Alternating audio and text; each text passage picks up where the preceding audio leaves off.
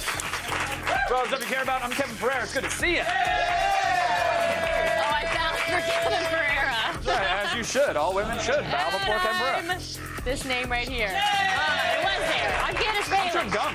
We're coming to you from the G4 Studios in Los Angeles. I'm chewing gum on camera. Yes, you're chewing gum, and I was eating onion rings. Okay, and we're good. good. Golden. On the show today, I'm gonna spit it out. really, Jamie Chung from Sucker Punch will join us in studio to talk about us running a dragon in an airplane and crushing steam-powered Nazis with a mech battle suit. Then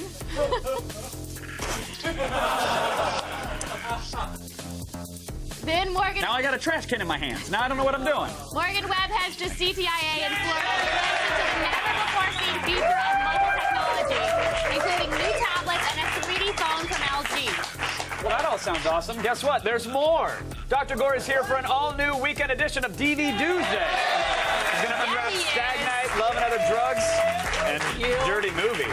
I'll tell you whether to buy, rent, or pass. And if that's not enough, we've also got an all-new gadget prom. Chris Hardwick joins us to rate a dual touchscreen Acer Iconia Touchbook. Touchbook. You should call it a notebook, or a laptop, or a slablet, or a tablet. It's a touchbook. Another segment of the market we didn't need. Oh, it's time now for never-before-seen footage from a cell phone convention. Morgan Webb braved the wastelands of Florida to get a glimpse of the tech that's about to make your phone obsolete.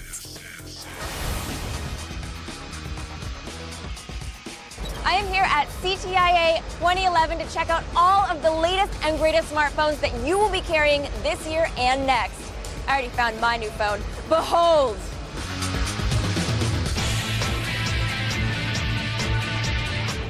I am here at the LG booth, and right here with me, I have the G2X.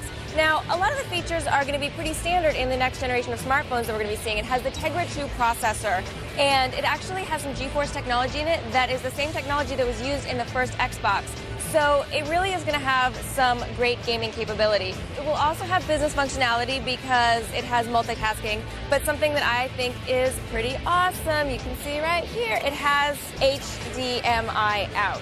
Now the G2X is, of course, 4G, and that's going to be important because you are going to be taking 1080p video with your 8-megapixel camera, and of course it has a front-facing camera as well, which is key and essential in all of these modern smartphone devices. It also has DLNA, which means you're going to be able to stream the media from this phone wirelessly to any compatible device. It's out later this spring, but of course there is no price point yet.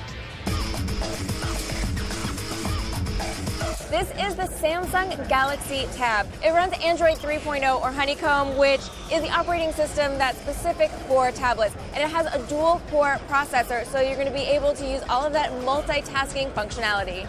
It has a 10.1-inch multi-touch screen. It has a front-facing and rear-facing camera, and it can record HD video up to 720p, which is very nice. There is going to be a version with an 8.9-inch screen. It's going to be a little smaller. It's also going to be a little bit lighter. It's going to be 1.04 pounds versus the 1.3 pounds of this bad boy.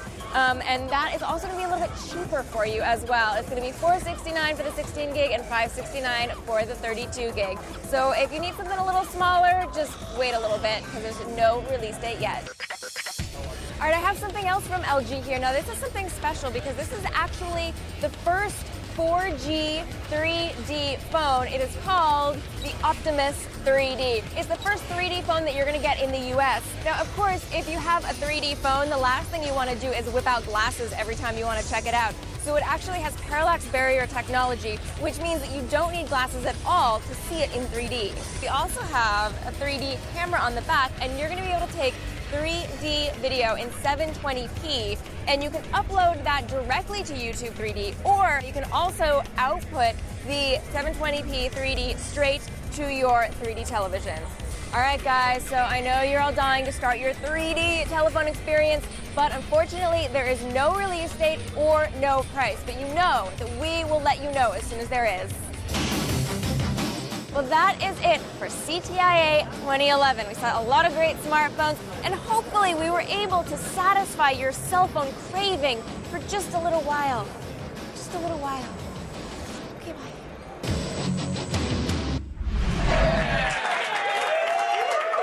You know, sometimes you want shoes on your feet, you know? And sometimes you wish those shoes were invisible, or at least see-through. Well, Sneakerheads is here to grant your wish.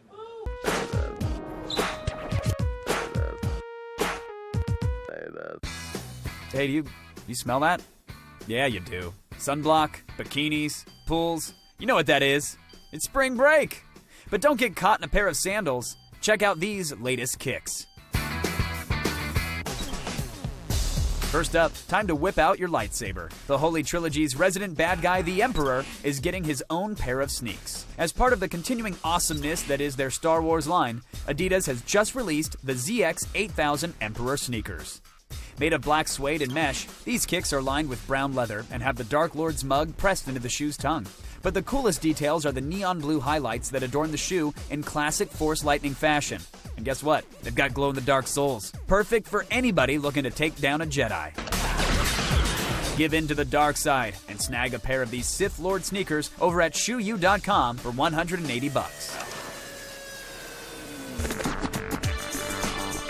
Now, going green for most people means planting trees or recycling, but for artist Gabriel Deshaw, it's all about taking garbage and creating these awesome sneaker sculptures. As part of his junk art project, Deshaw uses old typewriters and computers, along with discarded glass, plastic, and wood, to create these Nike masterpieces. The frame is made of metal mesh, with the sole and Nike swoosh built from old circuit boards. The shoes are then highlighted with various pieces of trash, like copper and loose keys, with the laces made out of braided steel. These metal kicks weigh anywhere from 5 to 18 pounds, so don't expect to get into any soccer matches with them. Each of these shoes are one of a kind and individually priced. To get the details on these junk dunks, head on over to GabrielDeshaw.com. And finally, we hope you don't have Cinderella envy, because you're going to be jealous with these see-through sneakers. Called the JS Wings Clear, these transparent kicks were created by fashion designer Jeremy Scott and were just released by Adidas. Made of clear vinyl, these high tops feature removable wings, have milky white soles and laces, and are finished with a textile lining for comfort. Since these kicks are see-through, they will look different every time you wear them, depending upon what socks you have on, which means it's time to toss out all those ratty pairs. These shoes have already sold out on shopadidas.com, but you can still snag a pair on eBay for about $190. So there it is, sneaker sculptures, see-through shoes, and Star Wars kicks. We're not saying sandals are bad, but really, does anyone want to see your toes? Still ahead, our weekly basic cable comedy tryouts. We'll see how your caption around the net when we come back. I can't wait! I can't wait either!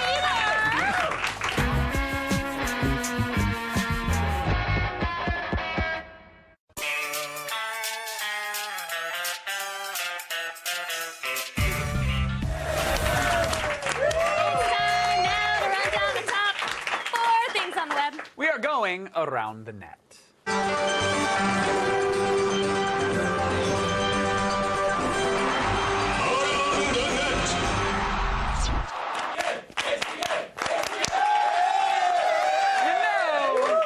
Part of the elementary school experience is having to sit through terrible cultural assemblies. We're not exactly sure which culture the band in today's number 4 was representing, but it certainly wasn't metal.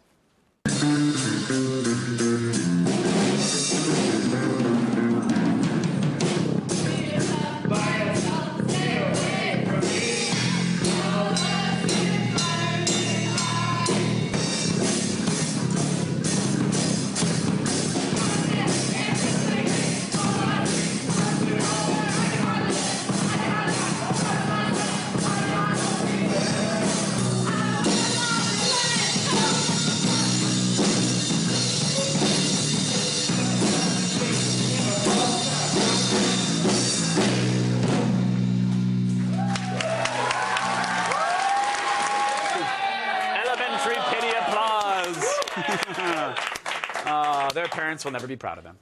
We asked you, what is the name of this band's first album?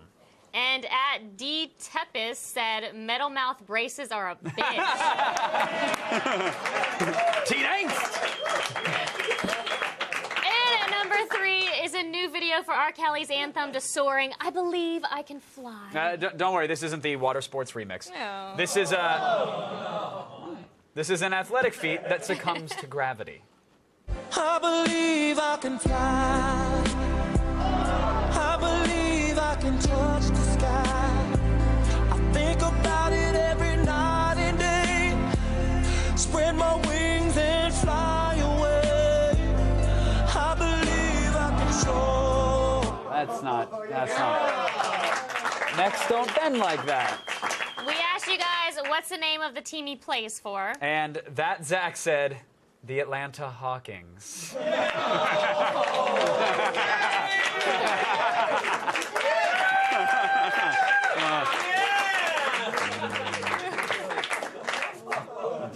Nothing but net.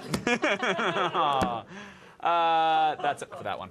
I don't know why anyone would actually want to give themselves a wedgie that can be measured with horsepower. But the pioneer in today's number 2 Around the Net dared to dream. And all it cost him was the ability to sire offspring.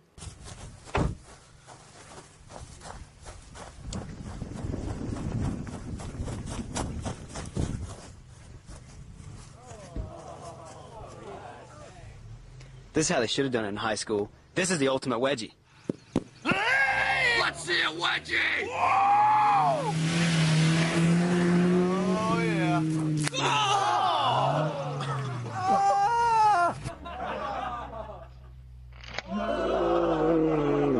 Seriously, what is wrong with people?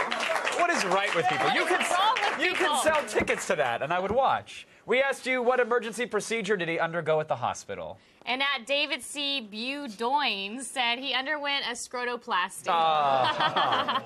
Isn't that the show where grooms that are about to get married compete to have Yes, scrotal it's surgery coming done? up. Yeah. I want a more youthful, whimsy-looking scrotum. Can you-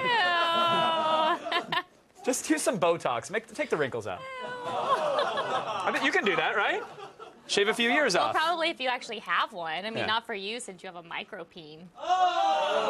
It only looks that way because just the saying. scrot is so large. That's why. Awkward. Oh, thank you. I didn't know if that one was gonna. I didn't know if that was gonna warm over or not. The range of modern German music ranges from Oompa to Hasselhoff, with a whole lot of awful in between. Yes, so it should come as no surprise that the extended family / musical collective known as the Kelly family has been incredibly popular in Deutschland. Here's their hit song about urination, sung by an unsettlingly soulful toddler. I'm gonna be my bed tonight. I'm gonna be my bed tonight. I'm gonna be my bed tonight.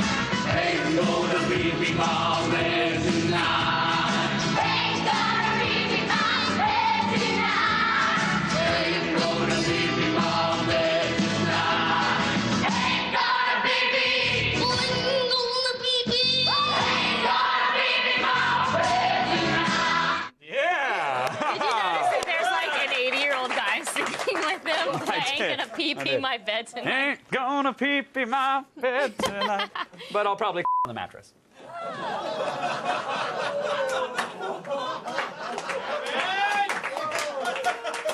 True. It's better than Arc One on the headboard. That would be like a. That sounds more like a dance. That sounds like a dance hit to me. You know what I mean?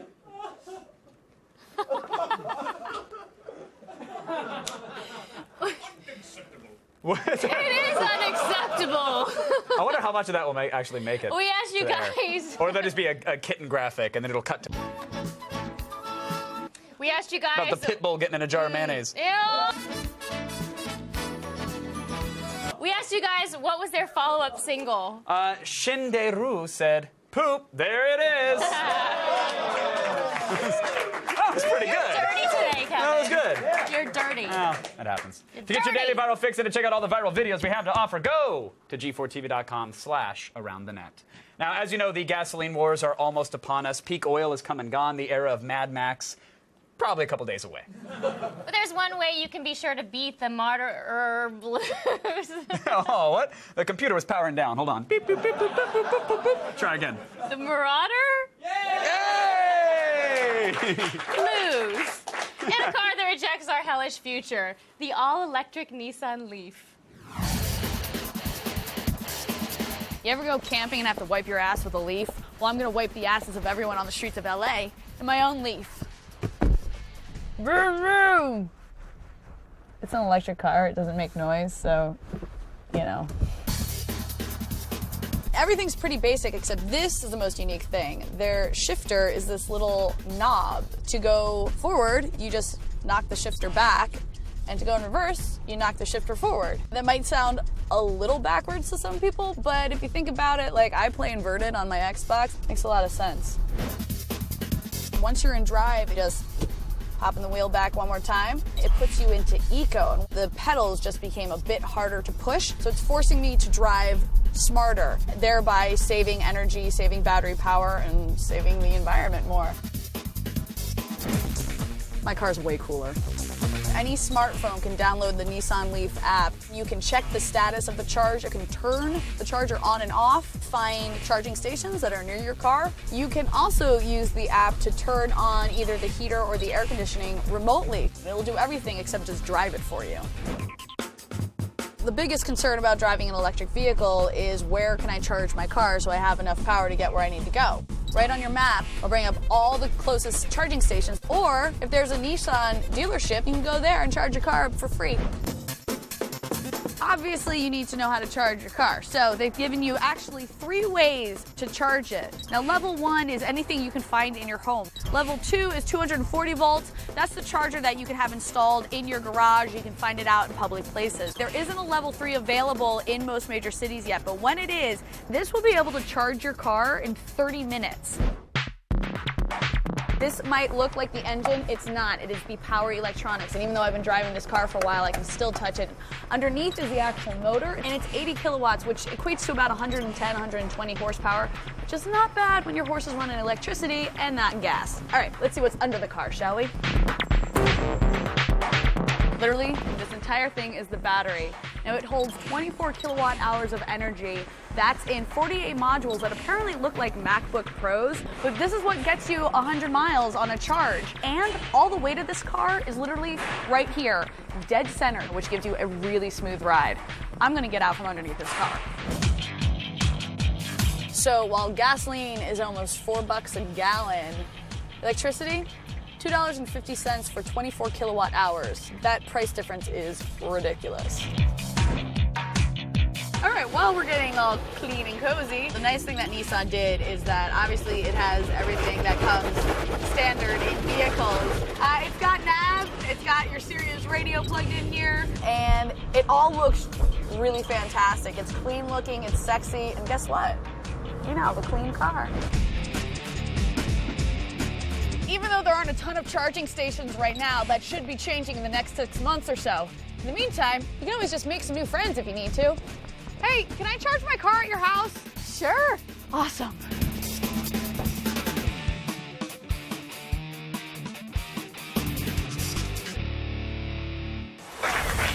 Still ahead, an all-new gadget prom with Chris Hardwick will determine if 2 giant touchscreens are better than 1 giant touchscreen. And later, Chris Ford swings by with Stag Night, Love and Other Drugs, and more.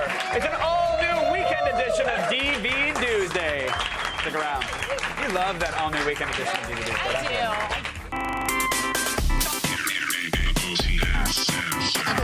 do. Allison Brie, and we are about to partake in eating giant toasted ants. 1, 2, 3.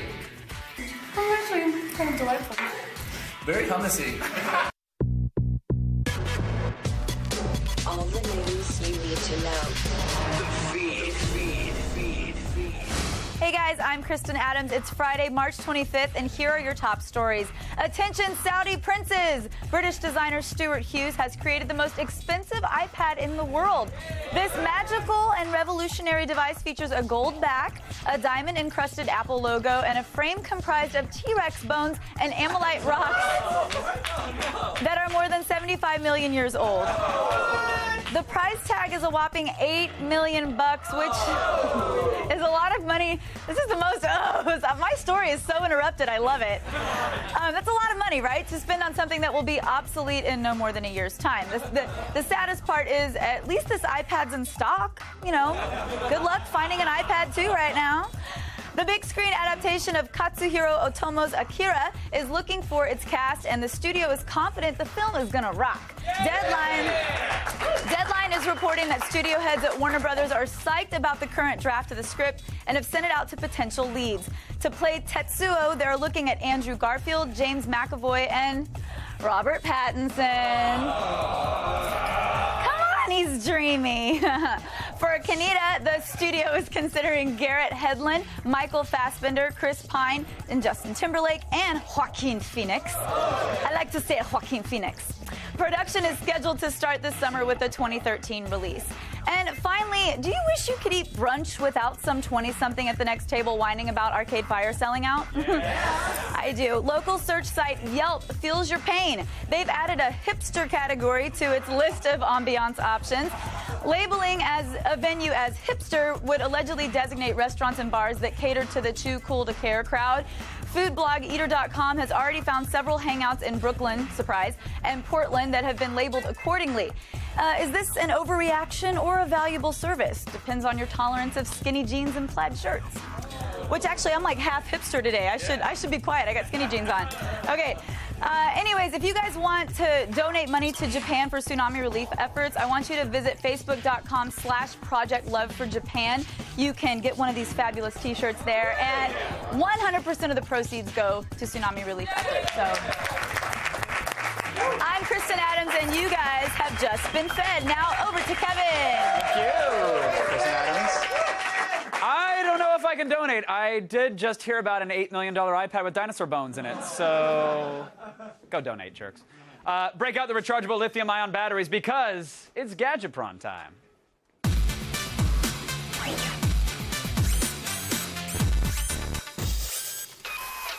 What's better than one giant touchscreen? Two! Which is why Acer made the Iconia Touchbook. It's the only multi-touch dual-screen notebook on the market, so you can type on a virtual keyboard 1 minute, then cycle through applications with the Acer Ring the next.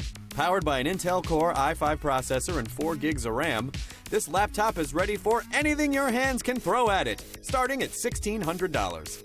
In addition to batteries, I require Chris Hardwick, and he is here now. Yes, So thank you for being here, good sir. Although, unlike batteries, I won't fit inside you. What? Oh. Come on. Why won't you? Because there's a lot of reasons. All right. This appears to be the illegitimate child of like 2 iPads and a ThinkPad. How do you think it looks? I mean, Well, it got a lot of the ThinkPad genes. At first I was like, cool. And then I was all like, schwa? It's 2 touchscreens with a hinge in the middle. But if they were going for portability, they did not do that. It's 6 pounds, which is pretty heavy and bulky for a laptop. Mm-hmm. You can fold it open completely flat, like you like to do. But I don't know when I would do that. Otherwise, it's not offensive looking. The entire thing is touch-based, though. So how easy is it to interact with both screens? It's surprisingly ezy. It is very responsive in the touch department. They did a good job with that. Windows 7 is touch-friendly, and the Iconia takes advantage of multi-touch capable apps. You can quickly expand a window to fill 2 screens, or you can move between them, which is in theory is a really cool idea. Acer also built a custom launcher and several apps, including a media player and a scrapbook maker. The only one worthwhile, though, is the web browser. Really? Yeah. Okay, well, there's the virtual touchpad and keyboard, of course. Mm-hmm. I've had nothing but issues with it. Are you a fan? I mean, I didn't love it. You can enable the on-screen keyboard with a button on the side, or by resting the butts of your hand on the screen. Like, you just put the heels of your little hand butts like, I wish a physical keyboard was here. Oh, well, there's that one. Yeah, but you just get the virtual one. The touchpad works pretty well, although the keyboard's responsive. It's just nearly impossible to type. I mean, like, you have to look down the entire time because you obviously can't feel anything. Right. So you're constantly looking at your fingers. And I found that, you were doing this. I felt everybody that I saw trying to use it went immediately to single finger typing. Yeah, I don't know what the learning curve to get to like data, like Lieutenant Commander data speeds. Right, yeah. You're not going to be shouting in handset at any time soon. Yeah. Also, there's a little bit of confusion because Windows 7 has its own virtual keyboard, completely separate from the Acer one, which will come up on the side there. There you go. Oh, hey! Keyboards everywhere! The dueling keyboards! I'm tinier than you! And then there, so I don't know. Well, here's the thing.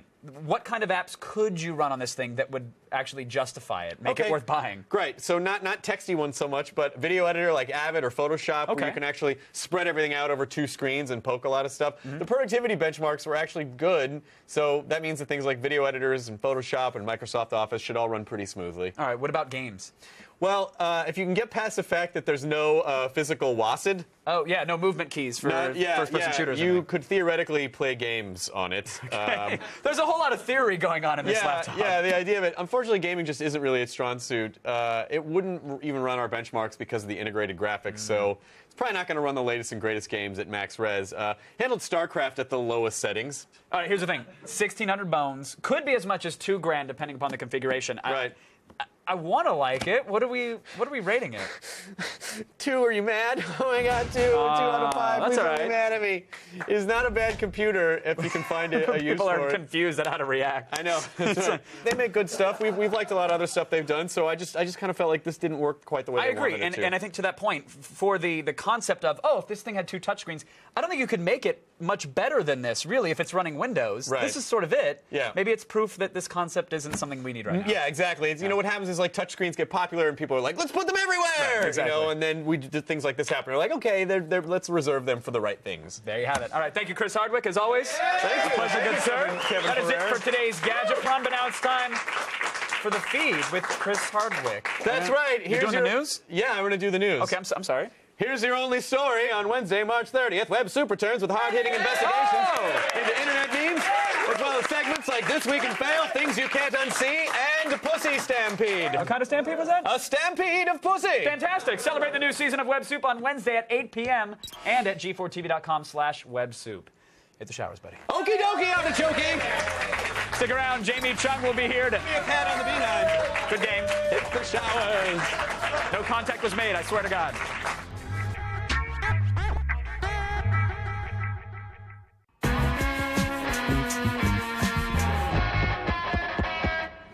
Not many people can say they faced off against a dragon while flying around a fantasy wonderland. But our next guest is in that elite Mile High Club.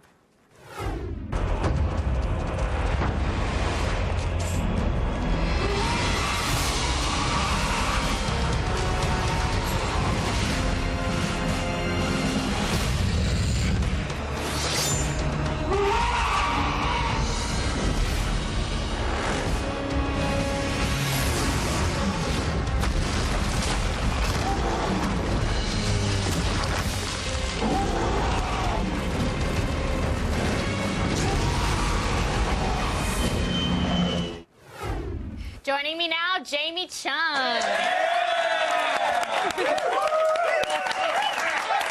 Yay! Now, Sucker Punch has a theme of girl power running throughout it. So was this a big bonding experience for you and the other girls? It was such a great time. You know, 3 months prior to filming, we kind of got thrown into physical training with Navy SEALs. 3 months prior? Yes. I actually was a month late, to join, but it was neat. You know, it was the first time meeting the girls, gym setting, all the workouts were team orientated, so it really helped build this camaraderie between. So how long were you there a day? We'd wake up, they have our breakfast for us, and then we'd have our physical training with the Navy SEALs, and then we'd go to a shooting range or do weapons training. Oh, that's kind of fun. Yeah, it's so much. That's really cool. So much fun, and you don't realize like how many bullets you're going through, especially on those automatic guns or the saw. Oh, and then we had dance rehearsal after that, so we were kind of all over. Just the like place. long days. Yeah. And I heard they even What's so funny banned about sweets. dance rehearsal? I'm just joking. Okay. Anyways, I heard they even banned sweets and sodas from set. They did. Oh God, I like that. Just makes me crazy. I just gave up sweets and sodas for Lent. And it's been like What are you 2.5 thinking? weeks. Well, I'm seeing if I can make it through the 40 days. I actually give up a bunch of things. That way, like, at the very end, one of them is left, hopefully, fingers crossed. But how long did you have to give that up for? All 6 months? Yeah, all 6 months. God. But you know. Did we you had sneak cheat some? days. Wednesday nights, we'd Leave me alone. I know. need my Wednesday nights, chocolate. we would order like every dessert on the menu, all the girls, and we'd get together and just eat desserts. Yeah. That's all we had. No dinner. Sneaking no it. food. I Yeah. hope he doesn't find us. No, you had some offset bonding too, right? Mm-hmm. You went to some CD karaoke bars or something like that? God, where does this story come from? I don't know. How does everyone know? I really hope there's not footage floating around. But we would go to these karaoke bars, and originally we were supposed to sing a song for the movie. And so in order to get over our stage fright, singing in front of a big group of crowds, we would go to random karaoke bars.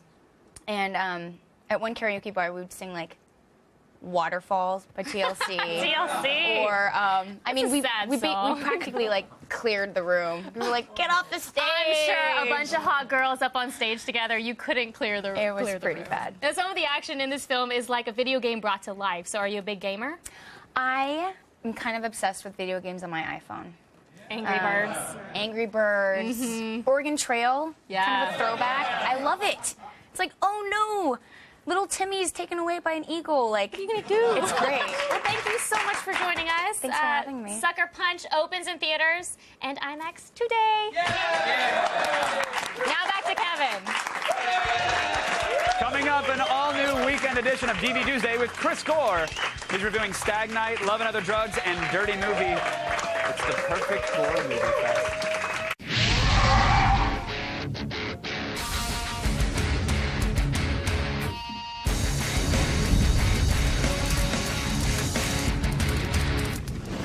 Guess what?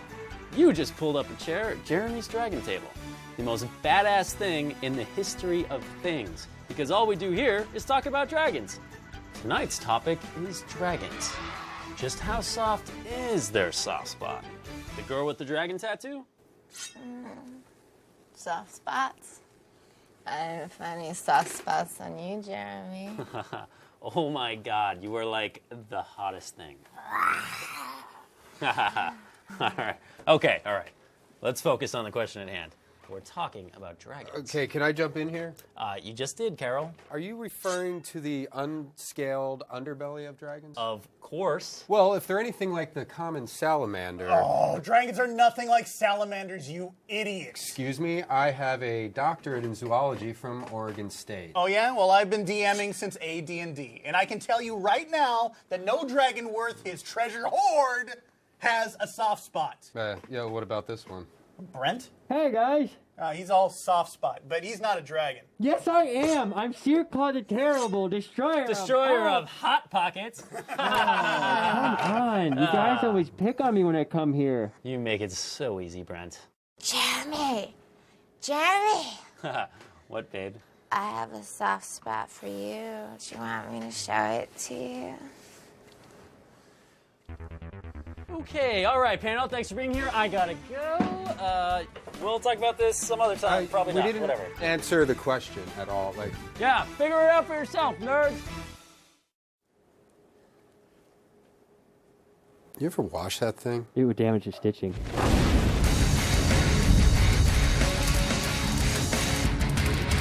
So they told me I had 40 seconds to say goodbye, but I think we just 40 seconds of a single on Sarah. 30 seconds. I'm good with it. As a matter of fact, just so you don't have it. Coming up Monday on an all-new Attack of the Show, WWE Champion The Miz will join us with a preview of WrestleMania 27. Plus, Adam Sessler takes us into the world of glasses-free 3D gaming with the Nintendo 3DS on Game Break.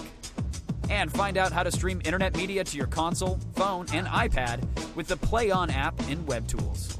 See it Monday.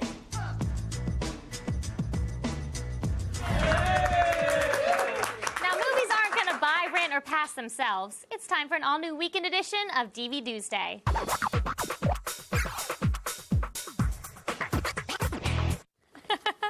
Welcome back, film expert Chris Gore. Thank you. Thanks, Candace. Thanks, Chris. Thank you. All right. So what do we have first? First, we have a film called Stag Night. Stag Night is about a bachelor party gone bad. Now, hasn't this story been done time and time again? It's been done with every holiday. They've ruined pretty much everything. Mother's Day, Valentine's Day. Now Stag Night, probably one of the greatest night for guys ever. Except in this, what happens is a bunch of guys are out for a stag night at a strip club. They're taking the subway home. They get off at this stop, and they're stuck in the tunnels, being attacked by evil stalkers that like to kill them. Oh, no. So they're being offed one by one. But it's so cliche. We've seen this movie a million times before. Okay. It does star, I will say this, it does star Breckin Meyer. Brecken, not even a real name, Brecken. In Kentucky, it's the past tense for broken. Brecken. I don't know. Okay, that was lame. But the thing that this movie does, which is fine, we've seen that kind of cliche thing happen, which is okay. You can do that well. Here's what irritates me about this movie is the shaky camera. Like, Candace, act scared. Oh, I hate for a that. minute. Okay. Just act scared. Now, okay, that looks pretty scary. Like, Candace looks really scared, and the camera adds to that effect. But imagine that for 90 minutes.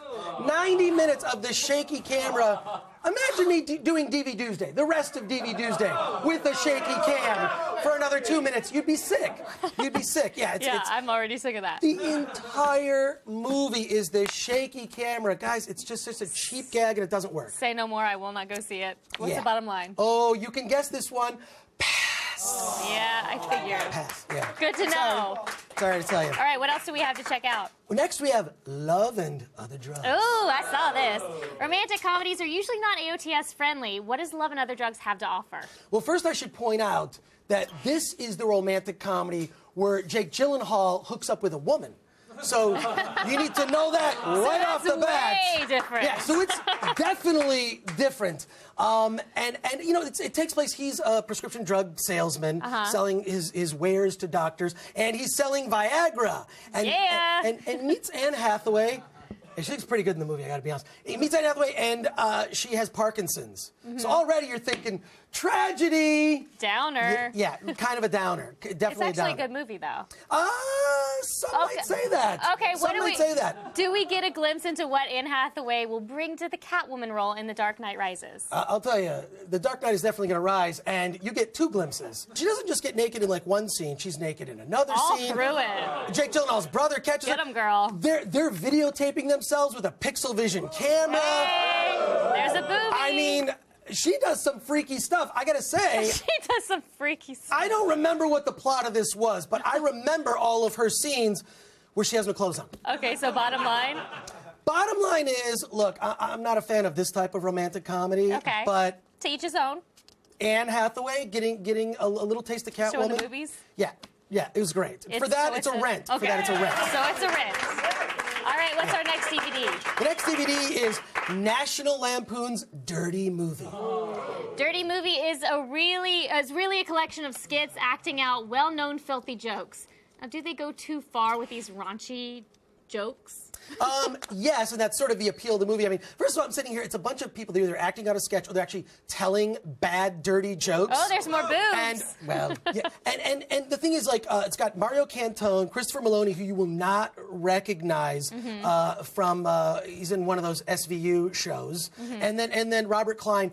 The jokes in this are so offensive. It's every ethnic joke. It's against jokes against women. I mean, it's horrible. Ew. Little people are going to be upset. I listened to the commentary, and there's I heard there's a bad baby joke. No, well, this is the thing, yeah. In the commentary, there's only one joke in the movie they wouldn't do. It's about a dead baby. That is the worst thing I've ever heard. Yes. I do not like those two words together. And the thing is this, they never even actually give up what the joke is. But I was surprised that watching this, that I'm actually thinking this is the dumbest thing ever, and then I'm laughing. Because the jokes Of course you are. The jokes are so mean, some of them. They're kind of funny. They're kind of funny, although I never heard the dead baby joke. Good. I'm glad. I don't Never ever heard want to the hear it. Bottom line? Bottom line is, rent this one. You'll find yourself laughing. Okay, Find yourself laughing. You will. Chris. All right. You will. No, I know. I'm just kidding. Thanks, Chris. Thank you. For more Gore, follow him on Twitter at @ChrisGore. And now over to Kevin. Thanks, Candy. You know, not everyone can make music. Agreed. I think 182. But, oh, that's fighting words around here. I'm just kidding. I love you guys with your 3 chords. But GarageBand for the iPad may put the power of music creation into even the most talentless hands. Remember the days when you actually needed real instruments to play music? Now with GarageBand on the iPad, you have an entire band in the palm of your hands. Using only your fingertips, you can produce a musical masterpiece in a matter of minutes. So let's rock! The iPad version of GarageBand looks and feels just like the real thing and has multiple methods for assembling the building blocks of your opus. To start, the tempo can be set by manually tweaking the BPM, or the program can automatically set the tempo for you by just tapping it with your finger. There's a small selection of loops you can just throw on the timeline, but who needs them? You're here to make music. All in all, there are 7 virtual instruments to work with, and you can stack up to 8 tracks per song. The standard instruments, like the keyboard and drums, are pressure sensitive and work just like their real-life counterparts. The drums are mapped out in first person to give the impression of being seated in front of a real kit. All you need to do is give it your best John Bonham and bang away. To lay down the beat, hit record and play along with the click track. If you mess up, don't worry. There's a dedicated undo button standing by. Find the rhythm you like, hit the multi-track button, and your recording is automatically added to your composition. But maybe you need a little help making things sound good. Well, you're in luck. There are 4 smart instruments that pretty much do all the work for you. On the smart drums, you just need to drop each element of a drum kit onto a grid, like the snare or cowbell, and you've got a perfectly timed beat. When it comes to the smart keyboard, instead of standard piano keys, it provides a full range of arpeggios and chords for whatever key the song is in. With one finger, you've got instant chordification. Stick with the grand piano or try one of the organs to add some soul. Same goes for the smart guitar. There's a set of chords on both acoustic and electric guitars, with the option of strumming strings individually or shredding a solo on the preset scale or virtual fretboard. The smart instruments also have an autoplay feature. Turn it on and the music is literally played for you. Look, Mom, no hands! Adding vocals or any other real-world sounds is equally as easy. Record whatever you want directly into the microphone and add an effect with a single stroke, or use the sampler to record a short sound and set it to a standard chromatic scale. Meow. When you're all done, share your masterpiece with friends, send it to iTunes, or email it with the push of a button. GarageBand is a surprisingly robust music tool for only $5. It's easy to use, fun, and actually teaches you how to play music. In other words, GarageBand on the iPad turns anyone with fingers into an instant rock star. So what are you waiting for? Go forth and rock on! Meow, meow, meow, meow, meow.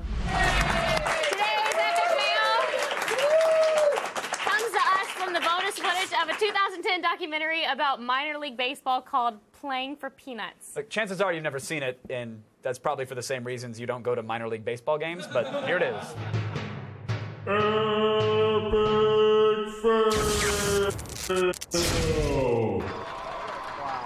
amazing, eh?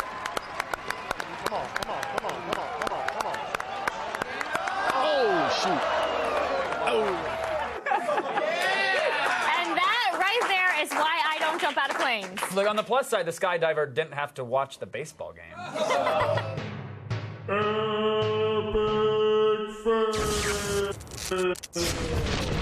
Thanks to Jamie Chung for that interview. Thanks to Chris Gore, Kristen Adams, and Chris Hardwick. What a show.